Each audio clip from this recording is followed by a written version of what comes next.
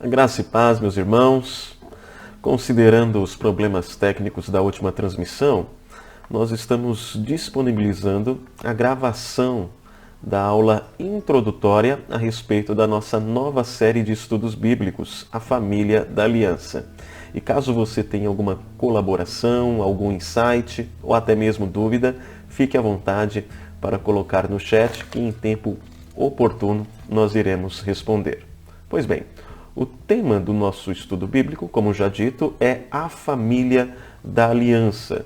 E nós temos alguns objetivos quanto a este estudo. Então, o primeiro objetivo é estudar o relacionamento, ou melhor, os relacionamentos familiares sob o enfoque da aliança, mostrando este poderoso conceito como sendo a base do bom funcionamento familiar. Então, o objetivo está declarado.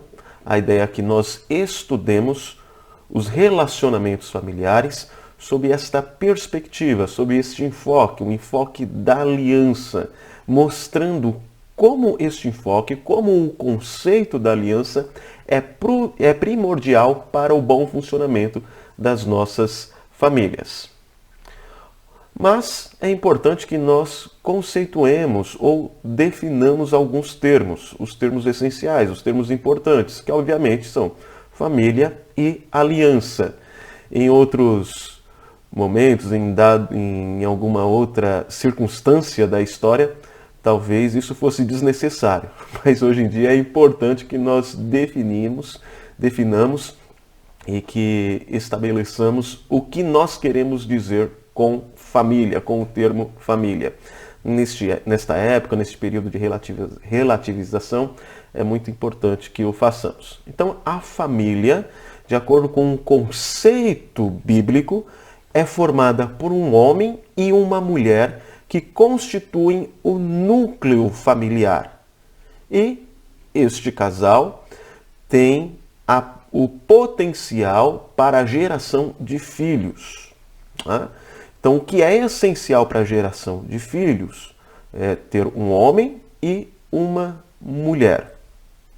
Obviamente, nem todo o casal terá filhos por questões acidentais decorrentes, consequentes da queda, da entrada do pecado do mundo.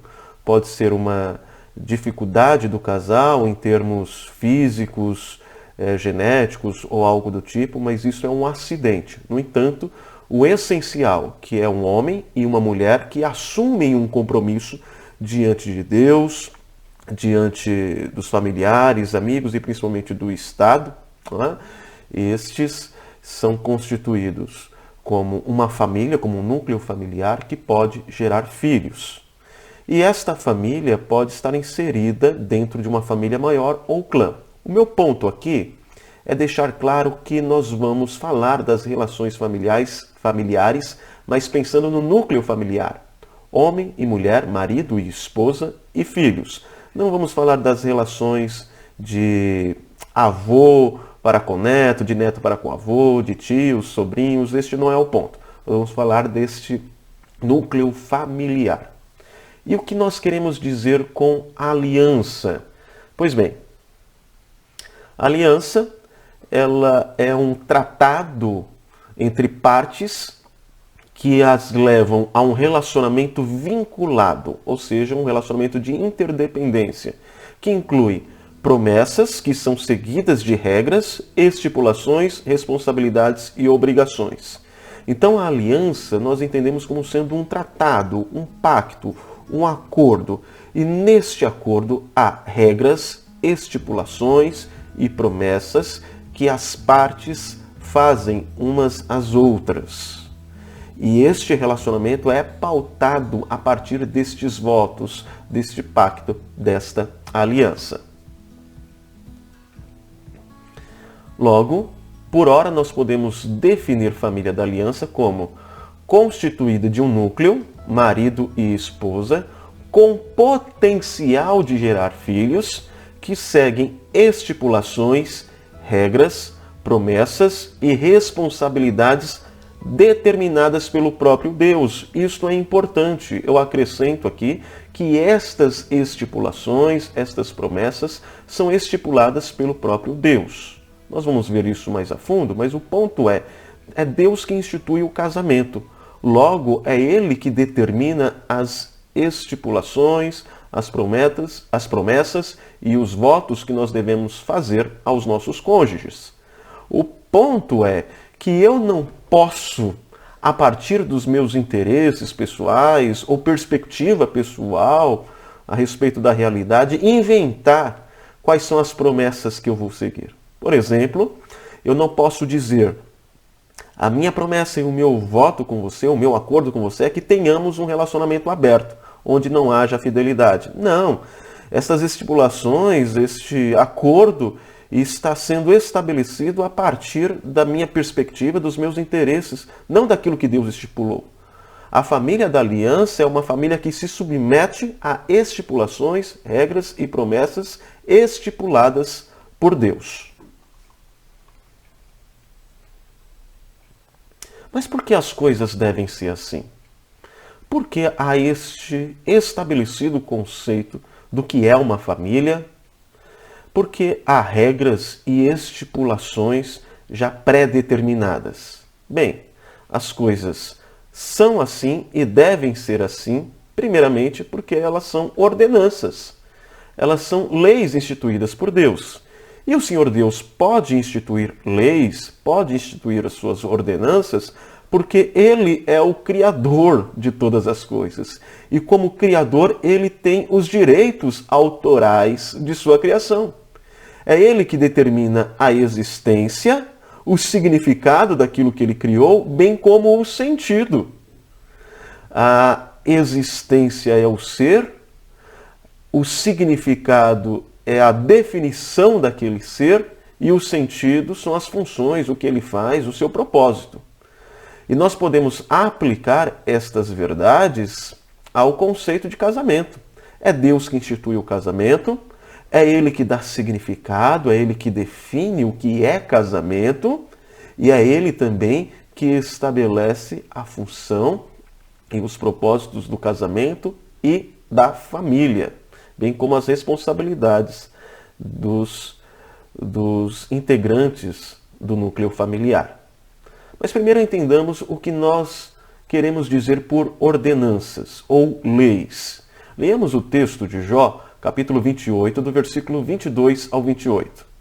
O abismo e a morte dizem: ouvimos com os nossos ouvidos a sua fama. Deus lhe entende o caminho, e Ele é quem sabe o seu lugar, porque Ele perscruta até as extremidades da terra. Vê tudo o que há debaixo dos céus.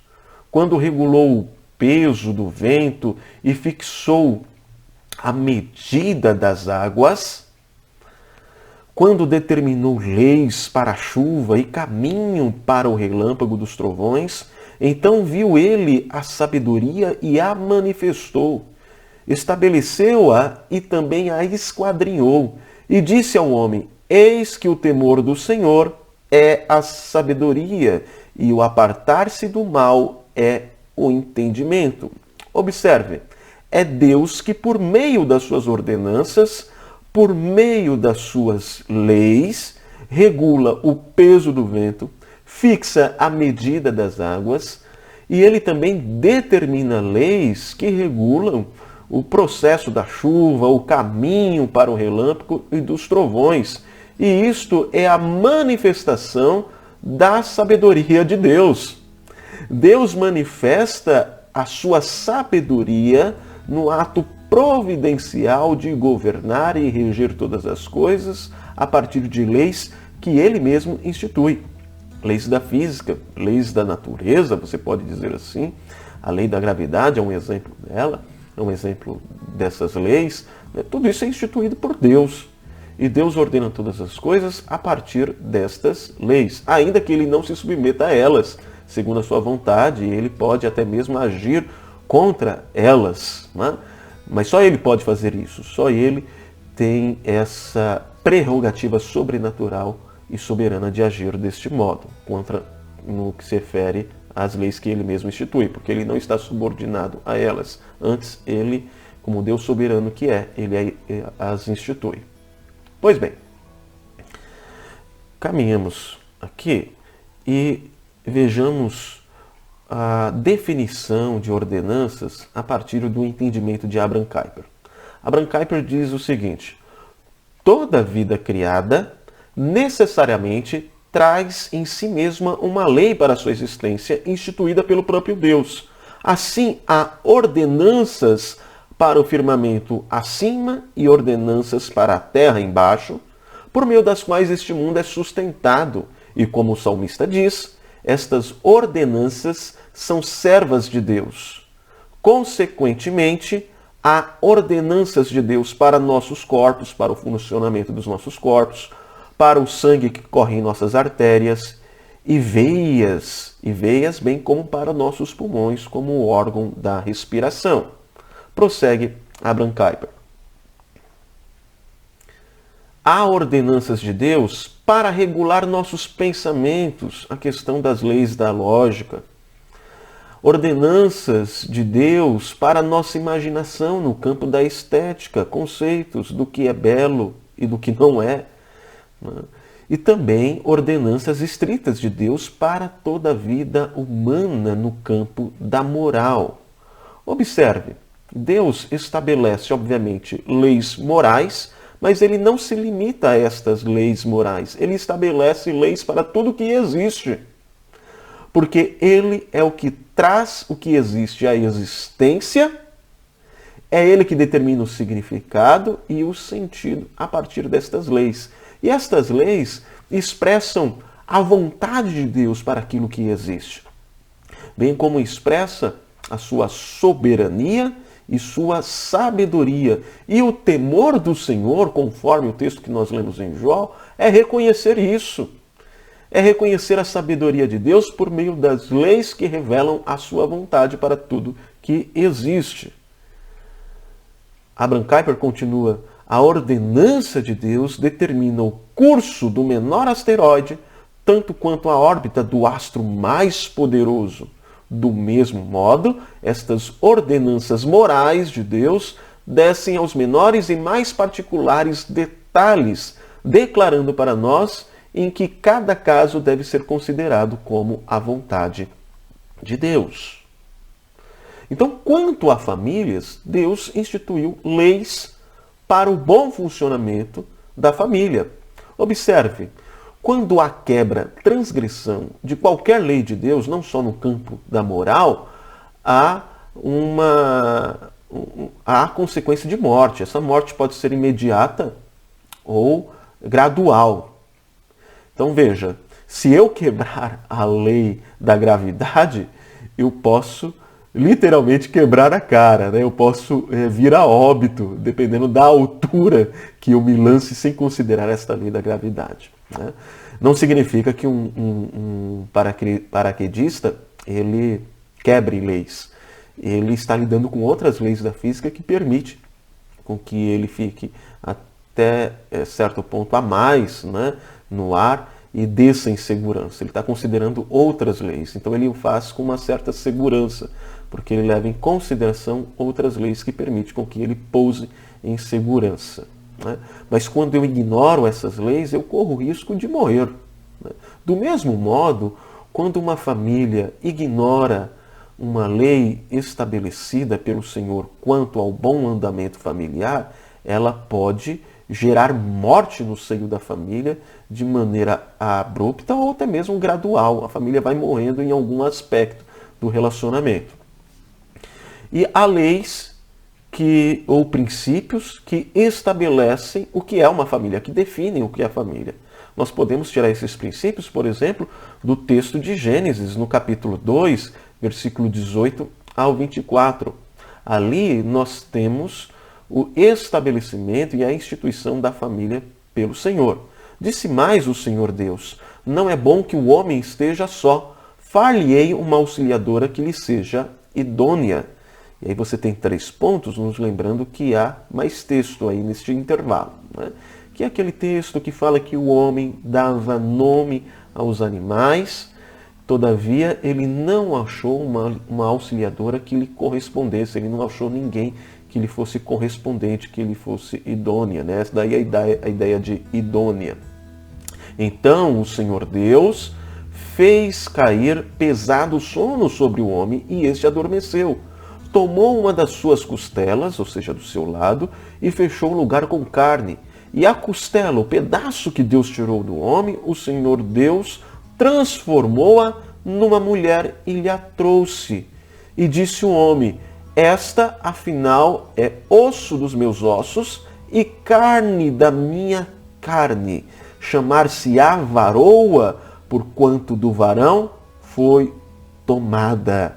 Por isso deixa o homem pai e mãe e se une à sua mulher. Então observe aqui princípios que determinam e que estabelecem um paradigma, um modelo do que é uma família, e uma família que é composta de forma nuclear de um homem e de uma mulher. Deus criou uma mulher para o homem, não criou outro homem, e Deus criou uma só mulher, não foram duas. Então daí você pode tirar leis e princípios tais como o casamento bíblico, a partir de um modelo instituído por Deus, ele é heterossexual e ele é monogâmico. E com esta união do homem, da mulher, do macho e da fêmea, você tem um estabelecimento de uma família. Então o homem, em sua maturidade, ele sai do lar, que até outrora serviu de incubadora, né, para formá-lo. Agora ele sai deste lar, ele deixa pai e mãe e se une à sua mulher. E quando ele faz isso, ele torna-se os dois uma só carne. É a ideia da reintegração. O homem, ele volta a ser completo a partir daquilo que lhe foi tirado. Né? Tiraram um pedaço dele para fazer uma mulher, agora ele volta à sua completude nesta união. E ambos, homem e mulher, se tornam uma só carne. Ali você tem uma família, um núcleo familiar, que irá gerar filhos e permitir a continuidade da existência humana. Observe que todos estes conceitos nós tiramos da palavra de Deus e consideramos como leis que definem o que é casamento. Essas leis instituídas por Deus não só definem o que é casamento, como estabelece o bom funcionamento do lar. Nós veremos isso com mais calma mais à frente, mas em Efésios, a partir do capítulo 5, versículo 22, até o versículo 9 do capítulo 6, Paulo, inspirado pelo Santo Espírito, estabelece as leis de Deus quanto ao bom funcionamento do lar. Então você tem diretrizes e orientações da relação de esposa e esposo e esposa, né? Quais são as responsabilidades, os deveres da esposa para com o esposo, do esposo para com a esposa. Depois, orientações e deveres e responsabilidades para o bom funcionamento da relação paternal, a relação de filhos para com os pais, dos pais para com os filhos, e considerando que o lar, naquele período, também envolvia os servos, né? Não no sentido nuclear, mas num sentido mais amplo, né? Há também orientações quanto à relação destes servos que viviam na família, que eram agregados, né? Em relação aos seus senhores, bem como os senhores em relação aos seus servos. Então observe que aqui você tem leis, ordenanças do Senhor que estabelecem o bom funcionamento do lar. Agora eu posso inserir mais informações àquele conceito de família da aliança que está sendo construído no decorrer deste estudo. A partir das informações e dos dados que obtivemos, eu posso acrescentar alguns princípios e definir por hora a família da aliança como sendo constituída de um núcleo, marido e esposa, com potencial de geração de filhos, que seguem estipulações, regras, promessas e responsabilidades determinadas pelo Deus que é a fonte de toda existência, significado e sentido. Então ele tem direitos autorais sobre a sua criação, sobre aquilo que ele institui, sobre aquilo que ele traz à existência. Então é ele que dá significado e sentido, e tanto o significado e sentido da família estão revelados nas Sagradas Escrituras. Surge uma outra pergunta. Por que o conceito de aliança é a base para o bom funcionamento familiar? Foi isso que nós dissemos no início. Que este enfoque da aliança, que esta perspectiva da aliança, nos traz princípios, conceitos importantíssimos, relevantes para o bom funcionamento da família. Tá, mas por que as coisas são assim? Vejamos. As coisas são assim. A família encontra sua saúde e seu equilíbrio a partir de uma perspectiva da aliança, onde há estipulações determinadas por Deus, em que ambos integrantes da família se comprometem a viver a partir daquilo que Deus determinou, instituiu. E a melhor forma de assim fazer é ter como pano de fundo este conceito de aliança, porque Deus é um Deus de aliança. O que isso significa? Bem, porque o Deus que se revela na Bíblia é um Deus de aliança, e nós somos sua imagem e semelhança, nós devemos também refletir este conceito aliancista nos nossos relacionamentos familiares. Eu vou explicar. Primeiro, eu quero convencê-los de que Deus é um Deus de aliança, um Deus de pacto. E nós não precisamos fazer muita volta para declarar isso, para que isso fique claro aos irmãos. Porque basta você olhar para como Deus se relaciona dentro da sua distinção, dentro do conceito trinitário, né? Como Deus se relaciona, como há um relacionamento dessas pessoas, da Trindade, e como este Deus triuno se relaciona com o homem, nós vamos ver que ele o faz, ele baseia o seu relacionamento a partir de pactos. Primeiro, você tem a aliança da redenção, ou o pacto da redenção. E o que é a aliança da redenção? Quando nós usamos o termo aliança ou pacto da redenção, nós estamos nos referindo a um pacto que envolve as partes que trabalham juntas para efetuar a redenção humana. Quais são essas partes? São o Pai, o Filho e o Espírito Santo. E este pacto está enraizado na eternidade. E na eternidade, o Deus triuno estabeleceu um plano de redenção, na qual ele expressa sua glória, tanto em sua justiça, como na sua misericórdia e graça em salvar os seus eleitos. Eleitos estes que ele mesmo escolhe na eternidade. Então, o plano da redenção não foi nenhuma reflexão posterior. Ou seja, Deus não foi pego de surpresa e depois de ver o pecado do homem, falou, agora nós temos que fazer alguma coisa. Não. Porque há um plano da redenção, Deus decretou a queda. Esta é a ideia, né? Então, isto fica muito claro em Efésios, capítulo 1, a partir do versículo 3, onde nós lemos que Deus Pai nos abençoou nas regiões celestiais com toda sorte de bênçãos espirituais, que Ele nos elegeu e nos predestinou. Então, o Pai, na aliança da redenção, escolhe os seus eleitos, de acordo com os seus critérios, de acordo com o seu beneplácito, de acordo com o seu propósito. E o texto continua dizendo que ele o faz para louvor da sua glória. Depois, Paulo, inspirado pelo Santo Espírito, começa a falar do amado que é Cristo Jesus. É Cristo Jesus que efetua no tempo e no espaço, na história, a redenção daqueles que o Pai elegeu na eternidade. E Cristo Jesus o faz para louvor da sua glória. E o Espírito Santo é o penhor da salvação e é aquele que aplica a salvação em nossos corações. E ele o faz em louvor da sua glória. Então observe que existe um pacto, uma aliança, na qual a Trindade se compromete em se glorificar por meio da redenção.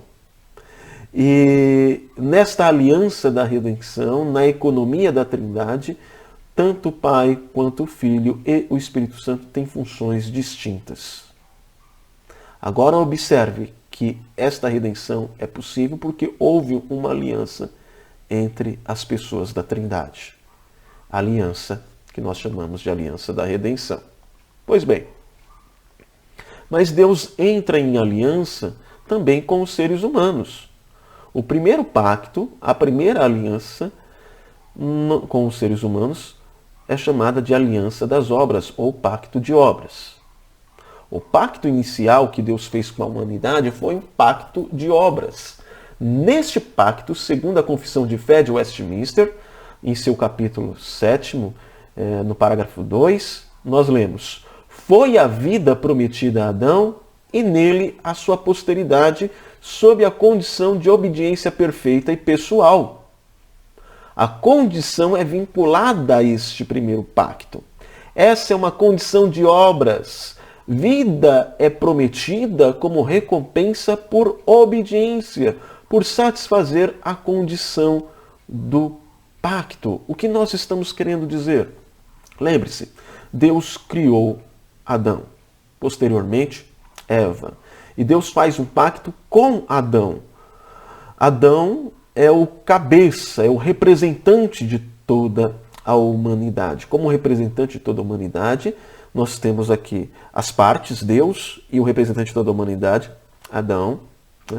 Este pacto é estabelecido de forma soberana pelo Senhor. Neste pacto existe uma condição de obediência. Deus diz, você pode comer de todos os frutos, de todas as árvores que estão no jardim, com exceção da árvore que produz o fruto do conhecimento do bem e do mal. Se você me obedecer, ok, vida. Mas se você me desobedecer, se você comer deste fruto, do fruto proibido, né? De fato, né? Do fruto proibido, do fruto do conhecimento do bem e do mal, você morrerá, certamente morrereis. Então observe, a alma que pecar, morrerá. Por implicação, a alma que não pecar, viverá. Neste pacto você tem partes, Deus e o homem, a humanidade sendo representada por Adão. Você tem uma condição, obediência. Se você cumprir com esta condição, vida. Se você não cumprir com esta condição, morte. Nós conhecemos a história e sabemos que Adão, influenciado pela sua mulher, por Eva, quebrou este pacto, não satisfez esta condição. Logo, ele desobedeceu e, por consequente, a morte entrou no mundo. Você não tem uma morte rápida, abrupta naquele momento, em termos físicos, mas você tem uma morte espiritual, no sentido de alienação. O homem se esconde de Deus. Ele já não tem mais uma comunhão perfeita com o Senhor.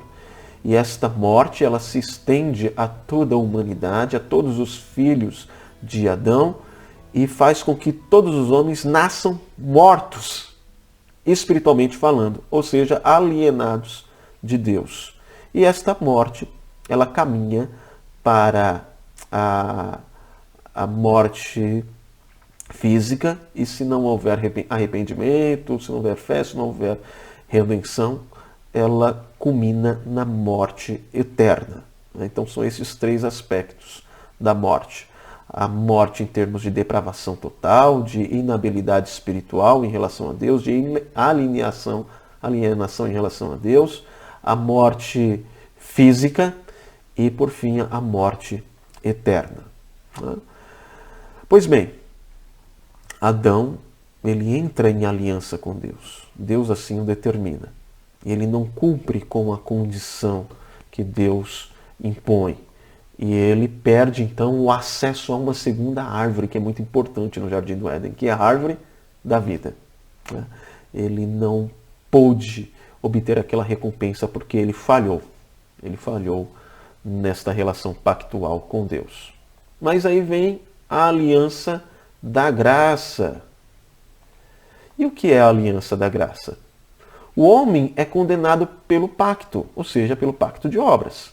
Foi por meio, e observe, me refiro ao homem, estou me referindo a Adão e toda a humanidade, porque Adão era o representante de toda a humanidade. Foi por meio de um pacto divino que o homem encontrou uma ocasião para pecar contra Deus e incorrer na condenação divina. Por meio de outro pacto, o homem encontrará oportunidade para a sua restauração e bênção. Observe que há esta lei na qual tanto a condenação quanto a bênção da redenção vem por meio de um pacto estabelecido por Deus com o homem. E qual é este segundo pacto que traz agora redenção, bênção à humanidade?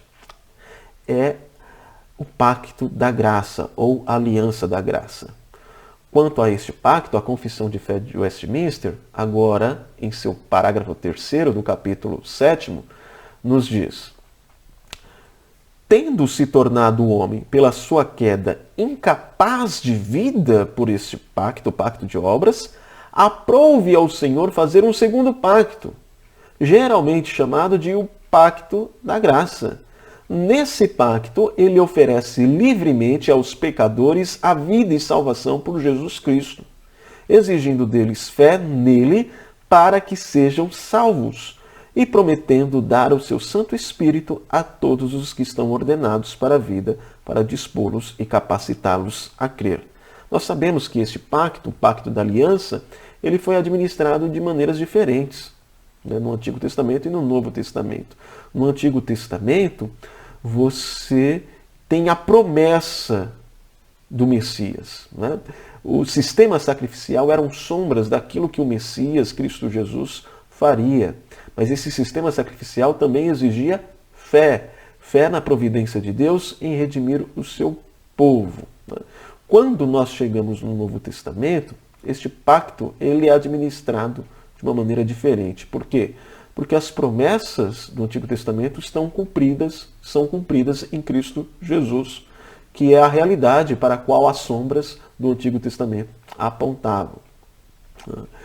Então, observe o finalzinho aí, que há uma exigência neste pacto. A exigência é a fé. É a fé. Nós somos justificados pelo Redentor Cristo Jesus mediante a fé. Mas esta fé, como nós estamos inabilitados, mortos espiritualmente, não pode ser produzida de nós mesmos. Mas lembre-se, nós falamos que o Deus triuno, ou melhor, Deus Pai, elege os seus escolhidos na eternidade, nos predestina. E aqueles que são predestinados recebem o Espírito Santo, que os regenera, capacitando-os à conversão que envolve fé e arrependimento. Então o Espírito Santo é dado somente àqueles que o Pai predestinou, elegeu na eternidade. E somente a estes é dado o dom da fé, do arrependimento, que faz com que eles se arrependam dos seus pecados e depositem sua fé no Redentor Cristo Jesus. Agora observe que Cristo Jesus está agora nesse segundo pacto, no pacto da aliança. Em que sentido? No sentido que você tem as partes, Deus Pai e agora o nosso Redentor, o Filho, que é verdadeiramente Deus, porque só Deus pode satisfazer aquilo que Ele mesmo exige em seu pacto, e é verdadeiramente homem, porque é necessário que Ele represente os homens neste pacto. E a obediência continua sendo a condição. E o Filho é plenamente obediente. Jesus não peca em ocasião alguma. Logo, ele cumpre com a condição estabelecida no pacto de obras. Se ele cumpre com esta condição, ele tem o direito à vida. Mas nós sabemos que Jesus morre, mas ele não morre pelos seus pecados. Ele morre para pagar a nossa dívida que herdamos de Adão. Deste modo, Jesus ele cumpre o pacto da aliança. E agora nós somos salvos pela obediência, pela vida de Cristo Jesus e pela sua morte na cruz para pagar a nossa dívida, revertendo então a maldição adquirida no pacto de obras com Adão. E obviamente, Jesus Cristo é o representante de seus eleitos, daquele que o Pai predestinou na eternidade. Quando falamos, isso é importante, observe, quando falamos de aliança familiar, falamos basicamente de marido, mulher e filhos, diz Van Groningen, que foram chamados por Deus para refletir seu íntimo relacionamento dentro da Trindade e para refletir o relacionamento íntimo de amor que Deus tem com os portadores de sua imagem e semelhança, seu povo. Ou seja, nós falamos que Deus é um Deus pactual, é um Deus que determina seus relacionamentos a partir do pacto. Nós vemos isso na relação trinitária e nós vemos isso na relação do Deus triuno com o seu povo, tanto no pacto da redenção, no pacto de obras e no pacto de graça. E o que o Van Groningen está dizendo é que nós, como a imagem e semelhança de Deus, refletimos estes relacionamentos por pactos. Observe, até mesmo pessoas que não são cristãs, naturalmente se envolvem em pactos que pautam relações, pactos e alianças comerciais, né? Afetivas, de algum modo, ainda que haja distorções. Então, o que Van Groningen está dizendo é que o enfoque na aliança é primordial para trazer equilíbrio e saúde para as relações familiares, porque nós somos a imagem e semelhança de um Deus de aliança. Então, é por isso que, naturalmente, a base para bons relacionamentos familiares é o conceito de aliança. É refletirmos um Deus pactual em nossas relações. Então, assim como Deus faz pacto com os homens fazem pacto entre si para estabelecer bons relacionamentos. Deste modo, um casamento é um pacto, é uma aliança entre as partes que consideram estipulações, regras e promessas que são determinadas por um Deus pactual. Então, quando nós nos envolvemos em uma aliança com o outro, na verdade nós estamos refletindo quem Deus é. Deste modo, eu posso acrescentar alguns outros conceitos que acabamos de aprender nesta definição do que é a família de aliança. Agora eu posso dizer que a família da aliança, como nós vimos, é constituída de um núcleo, marido, esposa e filhos, que seguem as ordenanças de Deus quanto ao seu significado e sentido, e a família da aliança reflete a forma como as pessoas da divindade se relacionam entre si, bem como o Deus triuno se relaciona com o homem. Por isso, esse é o modelo bíblico para o bom funcionamento familiar. Mas há uma outra pergunta importante que nós devemos responder. Ok, mas qual a importância da família da aliança? Nós vimos porque as coisas devem ser assim, é porque Deus determina aquilo que ele traz à existência, ele determina o significado e o sentido. Nós vimos que esta é a melhor forma de nós nos relacionarmos uns com os outros, porque é uma forma de refletir quem Deus é assim que Deus se relaciona no seu relacionamento trinitário, como no seu relacionamento humano. Então nós também devemos fazer pactos entre nós e seguir as estipulações determinadas pelo próprio Deus. Mas qual é a importância prática da família da aliança, segundo a palavra do Senhor? A resposta é: a importância da família da aliança está no fato de que ela é um instrumento, ou seja, a família é veículo de graça. Como assim? Pergunta. A família pode ser instrumento de que tipo de graça? Como assim, que tipo de graça?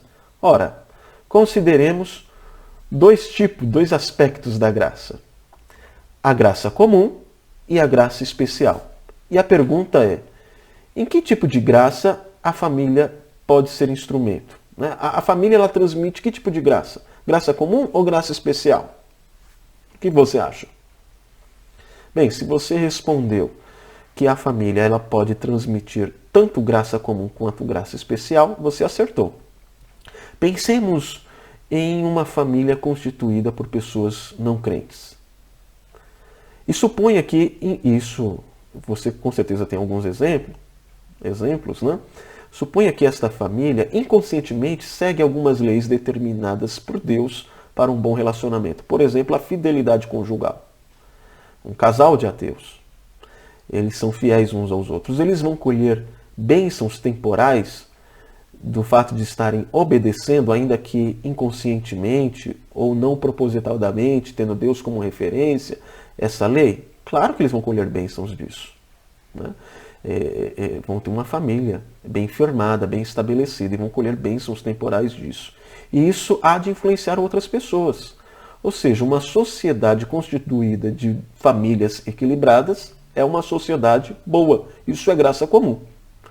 Mas a família, ela pode ser instrumento também, ou melhor, instrumento e veículo de graça especial. Em que sentido? A família da aliança, uma família composta de pessoas redimidas, é uma família que transmite graça especial. Primeiramente a seus filhos e por meio de seus filhos a outras pessoas. Por meio de seus filhos, a mensagem do Evangelho é pregada e é espalhada. Este é um modo de evangelizar. E é o primeiro modo que nós devemos considerar, através dos nossos filhos. Caminhemos. Então observe. Desde o primeiro pacto entre Deus e o homem, os filhos estavam incluídos. As consequências da desobediência de Adão foram transmitidas à sua semente. Você lembra o que está escrito lá em Romanos, no capítulo 5, no versículo 12 ao 19? Vamos ler este texto, que é importante para o nosso entendimento? Observe, Romanos, capítulo 5, versículo 12. O versículo 12 já nos é elucidador. Portanto, assim como por um só homem entrou o pecado no mundo, e pelo pecado a morte, assim também a morte passou a todos os homens, porque todos pecaram. Quando Adão pecou, toda a humanidade pecou. Os seus filhos herdaram a culpa original e o pecado original. Ah, mas eu não estava lá, eu não era responsável. Bem, quando Dom Pedro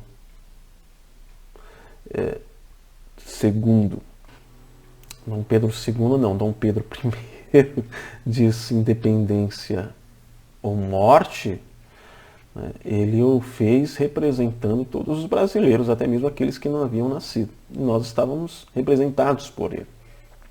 E sofremos as consequências disso. Boas ou ruins, aí depende de como você avalia a questão.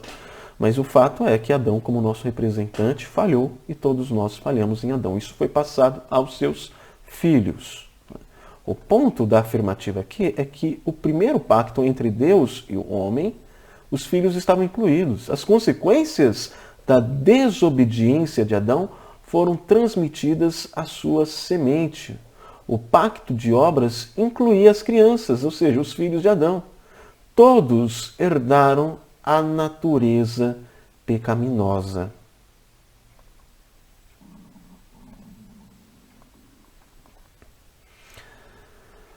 Agora observe, o princípio que amaldiçoa a cada criança nascida da raça de Adão é o mesmo princípio que forma o fundamento de toda a sua esperança. É uma lei fundamental na Escritura que os filhos participam da mesma aliança de seus pais. Ou seja, todos nós nascemos na aliança de obras. Ou melhor, Todo homem sem Deus, ele nasce nessa aliança de obras. Ele sofre as consequências da queda de Adão, o seu representante. E aqueles que nascem de famílias crentes, eles nascem no contexto da aliança da redenção. Eles são herdeiros da salvação. Quando Deus estabelece um pacto com Abraão, agora caminhemos mais à frente, né? De Adão caminhemos para Abraão, ele o ratifica por meio de um sinal. Que sinal é esse? A circuncisão ao 8º dia. A circuncisão de um menino não só indicava sua relação com a família de seus pais em referência ao pacto, mas também implicava que toda a sua posteridade continuava incluída no pacto. Olha que interessante. A circuncisão era um sinal de que a criança pertencia à família da aliança, ok? E o que era esta circuncisão? Era uma cirurgia no prepúcio, muito parecida com a cirurgia de fimose, né, hoje, né?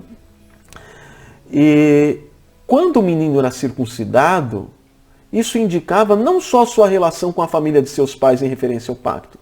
Significava não tão somente que ele era o herdeiro da aliança, né? Da aliança da graça, mas que também os seus descendentes seriam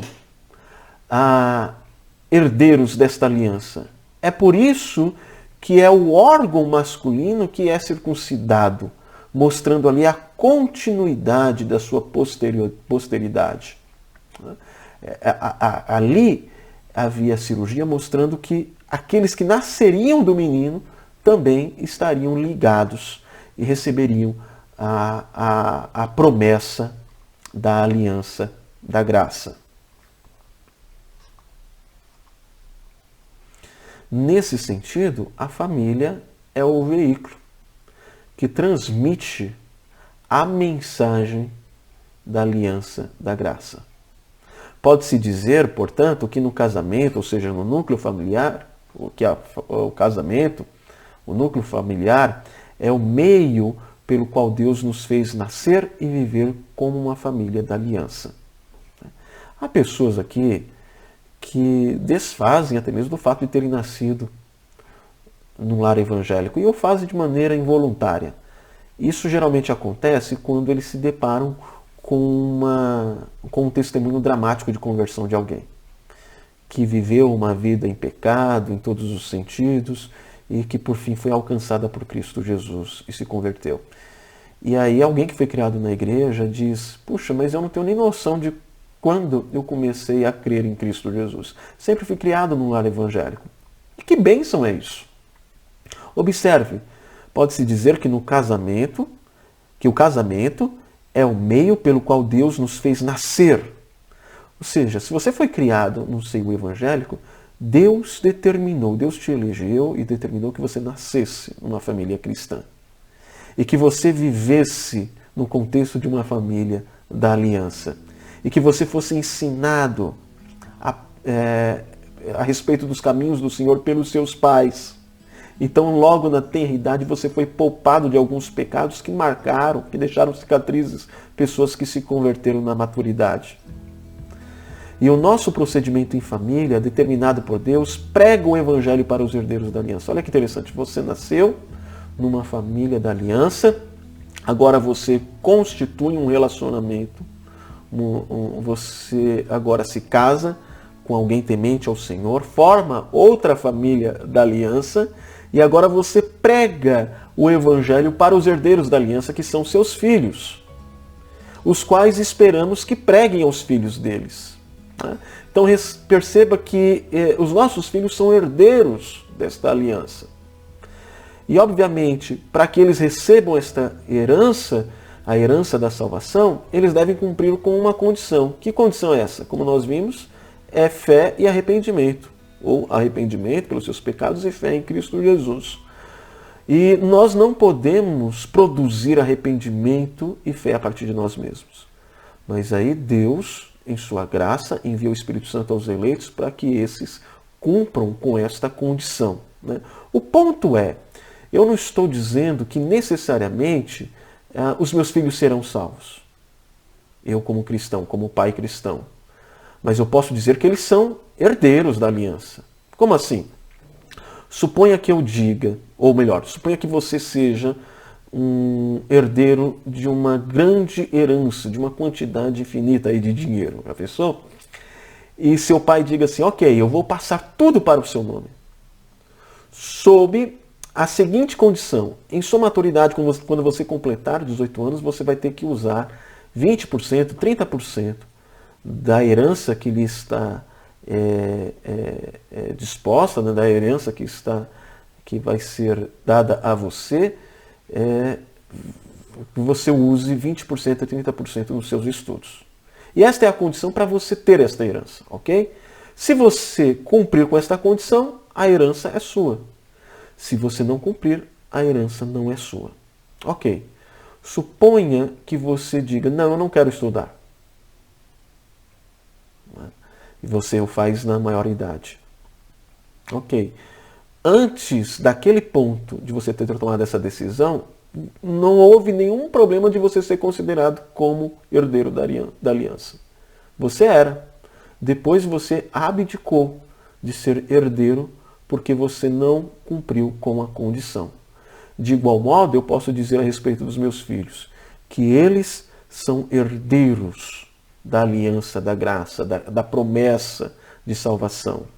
Mas eles, no tempo oportuno, quando eles tiverem a condição de fazê-lo, eles vão ter que professar a sua fé em Cristo Jesus. E antes disso, eu posso tratá-los como membros, como herdeiros desta aliança.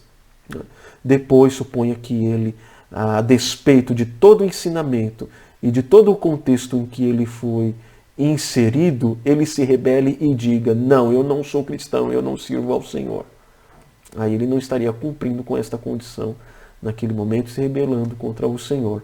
Aí eu já não o considero como um herdeiro, mas antes disso, até então, ele o foi. O ponto é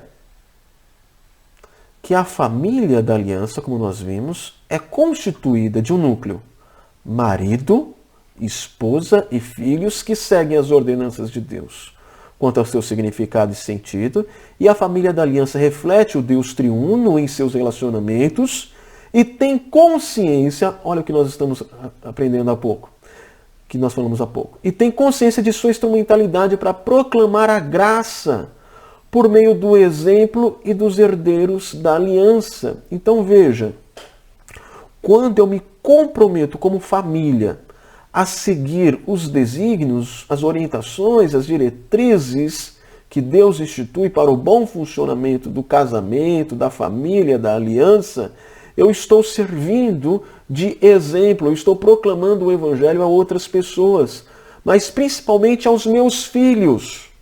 Aos meus filhos. Então os filhos vivem num contexto de um pai e de uma mãe crentes. E são abençoados neste relacionamento. Este é o ideal. Obviamente, há situações em que o pai não é crente, a mãe não é crente, mas a palavra de Deus diz, lá em 1 Coríntios, no capítulo 7, que se houver um crente, os filhos também são abençoados, são santificados, pelo exemplo de um só cônjuge. Lógico que isso é mais difícil, mas há essa transmissão de graça por meio de um só cônjuge. Mas eu estou falando aqui do ideal de pais e mães crentes, uma família bem alicerçada pela palavra de Deus. Eles transmitem essa verdade aos seus filhos, aos herdeiros da aliança. E esses herdeiros, assumindo o seu compromisso, professando a sua fé em Cristo Jesus, eles irão sobrepujar a barreira do tempo e do espaço. Como assim? O Evangelho, vai romper esta barreira do tempo e do espaço através dos herdeiros da aliança. Porque eu sou convertido, a minha esposa também. E nós nos apropriamos da promessa de salvação. Nós somos salvos pelo Redentor Cristo Jesus. Ok? Mas esta fé não morre conosco. Ela é passada aos herdeiros. E os herdeiros levam isso aos seus filhos. Aos seus filhos. Nossos filhos levam isso aos filhos deles. Isso faz com que o Evangelho sobrepuja a barreira do tempo. É o Evangelho sendo transmitido de geração a geração. A família sendo usada como um instrumento, como um veículo da proclamação do Evangelho. E esses filhos se espalham. Eles fogem ali do espaço físico até outrora determinado por eles. Né? Alguns mudam de estado, de regiões, bairros e vão pregando o Evangelho. E deste modo a família da aliança se constitui em veículo da graça especial. Primeiramente aos seus filhos, e esses filhos espalham aos seus filhos, às outras gerações, e também àqueles que estão ao seu redor, que também são eleitos por Deus na eternidade. Observe aí como o conceito de aliança foi ampliado a partir dessas nossas discussões. De modo que nós podemos concluir esta aula introdutória da seguinte forma. A família da aliança deve, primeiro, obedecer propositadamente às ordenanças do Criador. Então, propositadamente aponta aqui para propósito. Eu tenho uma consciência, como salvo, de que devo obedecer de forma proposital às ordenanças do Criador. Por quê? Porque ele tem direitos autorais a respeito da sua criação. É ele que traz a existência, determina o sentido, ou melhor, o significado e o sentido. A família da aliança deve refletir propositadamente o Deus das alianças. Assim como Deus faz aliança e estabelece um relacionamento trinitário, bem como o Deus triuno se relaciona com os homens por meio de alianças, eu também faço alianças, pactos, nos meus relacionamentos familiares e sigo estipulações determinadas pelo Senhor que estabelecem um bom andamento, um equilíbrio da minha família. E, por último, a família da aliança deve ter clareza de sua instrumentalidade no pacto da graça. A família é um instrumento, é um veículo de pregação do Evangelho, primeiro aos herdeiros da aliança e também a outras pessoas que não conhecem a Cristo Jesus. Deste modo, nós pautaremos os nossos estudos da seguinte forma.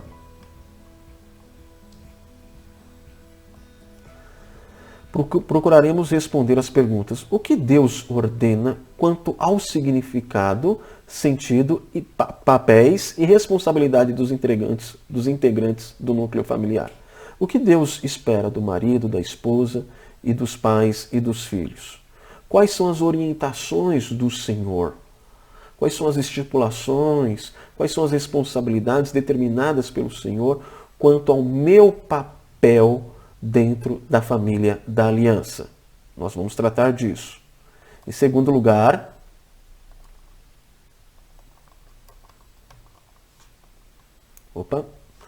como o relacionamento trinitário e a aliança de Deus com o seu povo pautam as nossas relações familiares. Nós vamos ver, principalmente nos argumentos de Paulo quanto à família, que ele vai usar o exemplo de Cristo, do relacionamento do filho para com o pai, para estabelecer os nossos relacionamentos. Vai mostrar como o relacionamento de Cristo Jesus e sua igreja deve pautar o relacionamento do marido para com a sua mulher e da mulher para com o seu marido. Então nós vamos ver como o relacionamento trinitário e a aliança de Deus com o seu povo estabelece e pautam as nossas relações familiares. E veremos também qual o papel da família como veículo de graça. Então, a partir desta consciência de que a família é um veículo da graça, a família redimida, a família da aliança é um veículo da graça especial, qual é o papel dos pais em relação aos seus filhos? Como os pais devem ensinar os seus filhos? Como viver a partir desta consciência de que eu sou veículo, de que a minha família é um veículo da graça de Deus no mundo? Então, a partir desses princípios que nós vimos nessa aula introdutória, a partir dessas perspectivas, nós vamos pautar os nossos próximos estudos. Que Deus nos ajude, que Deus nos dê orientação, que Deus nos dê a percepção desse relacionamento trinitário que pauta os nossos relacionamentos e que cumpramos com o nosso papel quanto à nossa família de sermos instrumentos da graça de Deus. Primeiramente aos nossos filhos e aos demais que não conhecem o Senhor.